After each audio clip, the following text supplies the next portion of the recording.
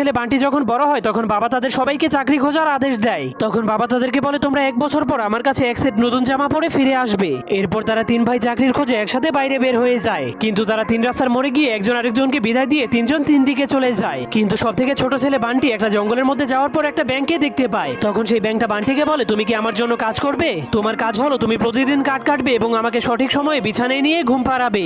যা শোনার পর বান্টি ব্যাঙের জন্য কাজ করতে রাজি হয়ে যায়। এরপর থেকে সে প্রতিদিন তার মালিক ব্যাঙের কথা মতো তাকে পুকুর থেকে বিছানায় নিয়ে ঘুম পাড়াতো আর সকাল হলে কাঠ কাটতো। এভাবেই কাজ করতে করতে 1 বছর কেটে যায়, যার কারণে ব্যাংকটা বান্টির উপরে অনেক খুশি হয়ে বান্টিকে একটা নতুন জামা উপহার দেয়। কিন্তু তারা বাড়ি ফেরার সময় সেই 3 রাস্তার মোড়ে তাদের 3 ভাইয়ের দেখা হয়। কিন্তু যখন বান্টির বড় ভাইয়েরা জানতে পারে তাদের ছোট ভাই এতদিন একটা ব্যাঙের জন্য কাজ করেছে, তখন তার বড় ভাইয়েরা তাকে নিয়ে হাসতে শুরু করে দেয়। কিন্তু যখন বান্টি সেই ব্যাঙের উপহার দেওয়া সেই কাপড়টাকে দেখায় তখন তার বড় ভাইয়েরা অনেক অবাক হয়ে যায়, কারণ সেই কাপড়টা তাদের কাপড়ের তুলনায় অনেক সুন্দর ছিল।